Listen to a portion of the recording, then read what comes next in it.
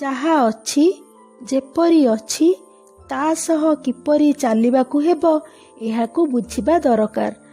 ଆମେ ଯେପରି ଚାହୁଁଛେ ସବୁକିଛି ସେପରି ହେଉ ଏବଂ ସମସ୍ତ ବ୍ୟକ୍ତି ଆମ ମନ ମୁତାବକ ମିଳନ୍ତୁ, ଏହା ମଧ୍ୟ ମୁସ୍କିଲ ଅଟେ। ପରିସ୍ଥିତି ମଧ୍ୟ ଆମେ ଯେପରି ଚାହୁଁଛେ ସେପରି ହୋଇପାରିବ ନାହିଁ ଏବଂ ଏହା ବି ଆମ ଅଧିକାରରେ ନାହିଁ କି ଆମେ ସେପରି ପରିସ୍ଥିତି ସୃଷ୍ଟି କରିପାରିବା।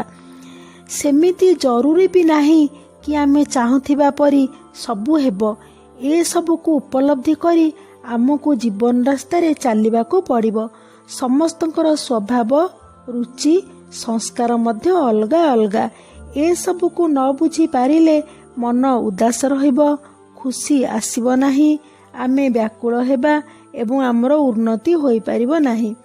ଯେତେବେଳେ ଆମେ ଅନ୍ୟ ସହ ତାଳ ଦେଇ ଚାଲିବାକୁ ଚେଷ୍ଟା କରୁ କିଛି କଥା ଆମେ ଅନୁଭବରୁ ଶିଖି ଯାଇଥାଉ। ଏ କଥାରେ ଆମେ ଜିଦି କରି ବସି ରହିବାନି କି ଏଇଟା ଠିକ୍ ହେଉ ତେବେ ମୁଁ ଠିକ୍ ହୋଇଯିବି, ଏ ବ୍ୟକ୍ତି ଜଣକ ମୁଁ ଚାହୁଁଥିବା ମୁତାବକ କାର୍ଯ୍ୟ କରିଦେଉ ତେବେ ମୁଁ ସଫଳତା ପାଇପାରିବି। ଯଦି ଆମେ ଏମିତି ଭାବି ରହିଯିବା ତ ଉନ୍ନତି ମଧ୍ୟ ରହିଯିବ।